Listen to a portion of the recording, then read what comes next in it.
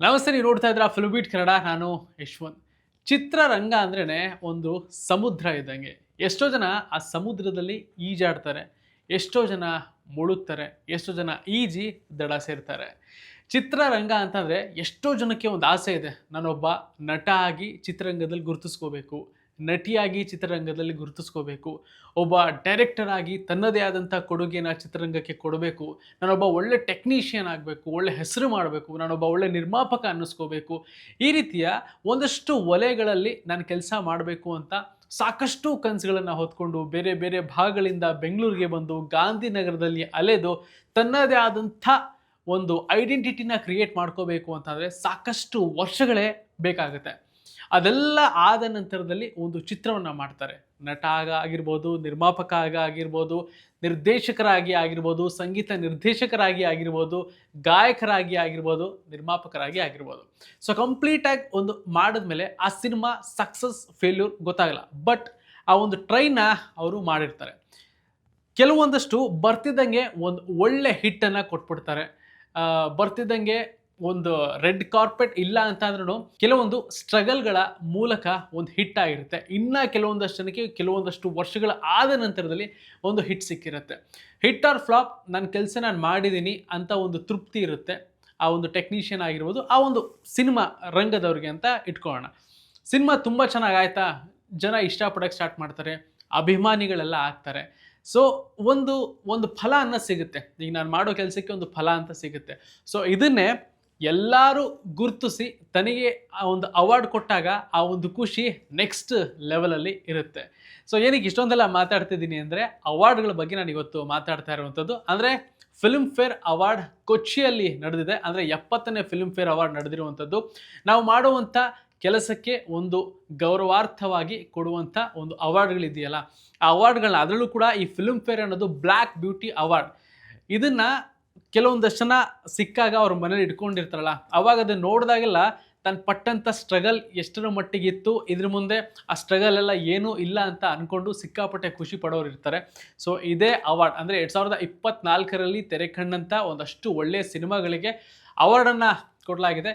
ಯಾರ್ಯಾರಿಗೆ ಆ ಅವಾರ್ಡ್ಗಳು ಸಿಕ್ಕಿದೆ ಅಂತ ಸೊ ನಾನು ನಿಮಗೆ ಒಂದೊಂದಾಗಿ ಹೇಳ್ತಾ ಹೋಗ್ತೀನಿ. ಅಂದರೆ ಚಿತ್ರರಂಗದ ಬೇರೆ ಬೇರೆ ವಲಯಗಳಲ್ಲಿ ಹೀರೋ, ಹೀರೋಯಿನ್, ಟೆಕ್ನಿಷಿಯನ್ಸ್ ಆಗಿರ್ಬೋದು, ಒಳ್ಳೆ ಸಿನಿಮಾ ಯಾವುದು, ಒಳ್ಳೆ ಸಂಗೀತ ನಿರ್ದೇಶಕ ಯಾರು, ಹೊಸಬ್ರು ಗಾಯಕರು ಯಾರು ಬಂದಿದ್ದಾರೆ, ಅವ್ರಿಗೆಲ್ಲ ಡೆಬ್ಯೂ ಅವಾರ್ಡ್ಗಳು ಕೊಟ್ಟಿದ್ದಾರೆ.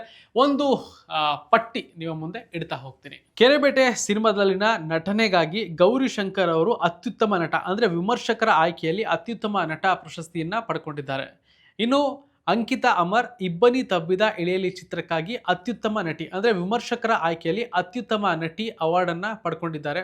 ಇನ್ನು ಬ್ಲಿಂಕ್ ಚಿತ್ರಕ್ಕಾಗಿ ಗೋಪಾಲ್ ಕೃಷ್ಣ ದೇಶಪಾಂಡೆ ಅವರು ಅತ್ಯುತ್ತಮ ಪೋಷಕ ನಟ ಪ್ರಶಸ್ತಿಯನ್ನು ಪಡ್ಕೊಂಡಿದ್ದಾರೆ. ಇನ್ನು ಭೀಮಾ ಸಿನಿಮಾದಲ್ಲಿನ ಅಭಿನಯಕ್ಕಾಗಿ ಪ್ರಿಯಾ ಅವರಿಗೆ ಅತ್ಯುತ್ತಮ ಪೋಷಕ ನಟಿ ಪ್ರಶಸ್ತಿ ಕೂಡ ಇಲ್ಲಿ ಸಿಕ್ಕಿದೆ. ಅತ್ಯುತ್ತಮ ಸಿನಿಮಾ ಶಾಕಾಹಾರಿ, ಅದನ್ನ ಡೈರೆಕ್ಟ್ ಮಾಡಿರುವಂತದ್ದು ಸಂದೀಪ್ ಸುಂಕದವರು. ಅತ್ಯುತ್ತಮ ನಿರ್ದೇಶಕ ಪೃಥ್ವಿ ಕೋಣನೂರ್ 17 ಸಿನಿಮಾಕ್ಕಾಗಿ. ಅತ್ಯುತ್ತಮ ಸಿನಿಮಾ ವಿಮರ್ಶಕರ ಆಯ್ಕೆಯಲ್ಲಿ ನೋಡೋದಾದ್ರೆ ಬ್ಲಿಂಕ್, ಅದನ್ನ ಡೈರೆಕ್ಟ್ ಮಾಡಿರುವಂತದ್ದು ಶ್ರೀನಿಧಿ ಅವರು. ಅತ್ಯುತ್ತಮ ಸಂಗೀತ ಅರ್ಜುನ್ ಜನ್ಯ, ಯಾವ ಸಿನಿಮಾ ಅಂತಂದ್ರೆ ಕೃಷ್ಣಂ ಪ್ರಣಯ ಸಖಿ. ಅತ್ಯುತ್ತಮ ಹೊಸ ನಟಿ ಅಂದ್ರೆ ಡೆಬ್ಯೂನಲ್ಲಿ ಕೊಡುವಂತ ಅವಾರ್ಡ್ ಇದು. ಬಿಂದು ಶಿವರಾಮ್ ಕೆರೆಬೇಟೆ ಸಿನಿಮಾದ ಮೂಲಕ ಅವರಿಗೆ ಸಿಕ್ಕಿದೆ. ಅತ್ಯುತ್ತಮ ಹೊಸ ನಟ ಸಮರ್ಜಿತ್ ಲಂಕೇಶ್ ಅಂದರೆ ಡೆಬ್ಯೂ ಆಕ್ಟರ್ಗೆ ಸಮರ್ಜಿತ್ ಲಂಕೇಶ್ ಅವರಿಗೆ ಕೊಟ್ಟಿದ್ದಾರೆ ಗೌರಿ ಸಿನಿಮಾಗೆ. ಅತ್ಯುತ್ತಮ ಹಿನ್ನೆಲೆ ಗಾಯಕಿ ಶ್ರುತಿ ಪ್ರಹ್ಲಾದ್, ಹಿತ್ತಲಕ್ಕ ಕರಿಬೇಡ ಮಾವ ಆ ಸಿನಿಮಾಗೆ ಸಿಕ್ಕಿರುವಂಥದ್ದು. ಹಿನ್ನೆಲೆ ಗಾಯಕ ಜಸ್ಕರಣ್ ಸಿಂಗ್ ದ್ವಾಪರ ದಾಟುತ್ತ ಹಾಡಿಗೆ ಸಿಕ್ಕಿದೆ. ಅತ್ಯುತ್ತಮ ಗೀತ ರಚನೆ ನಾಗೇಂದ್ರ ಪ್ರಸಾದ್ ಅಂದರೆ ದ್ವಾಪರ ದಾಟುತ್ತ ಕೃಷ್ಣಂ ಪ್ರಣಯ ಸಖಿ ಸಿನಿಮಾಗೆ ಸಿಕ್ಕಿರುವಂಥದ್ದು. ಅಂದರೆ ಆ ಒಂದು ಸಂಗೀತಕ್ಕೆ ಹೆಚ್ಚಾಗಿ ಸಿಕ್ಕಿದೆ. ಇನ್ನು ಅತ್ಯುತ್ತಮ ನಟ ಅಂತ ಬಂದರೆ ಶ್ರೀಮುರಳಿ ಅವರಿಗೆ ಸಿಕ್ಕಿದೆ ಭಗೀರ ಸಿನಿಮಾಗೆ. ಅತ್ಯುತ್ತಮ ನಟಿ ಅಕ್ಷತಾ ಪಾಂಡವಪುರ ಕೋಳಿ ಹೆಸರು ಅನ್ನೋ ಒಂದು ಸಿನಿಮಾಗೆ ಸಿಕ್ಕಿರುವಂಥದ್ದು.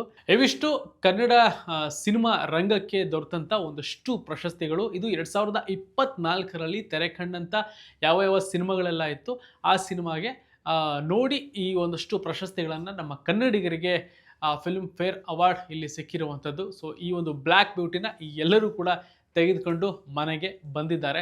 ಸೊ ಹಾಗಾಗಿ ಈ ಒಂದು ಅವಾರ್ಡ್ ಯಾರಿಗೆ ಸಿಕ್ತು ಅನ್ನೋ ಒಂದು ಪಟ್ಟಿನ ಫಿಲ್ಮ್ ಬೀಟಲ್ಲಿ ನಾನು ನಿಮಗೆ ಕೊಟ್ಟಿದ್ದೀನಿ.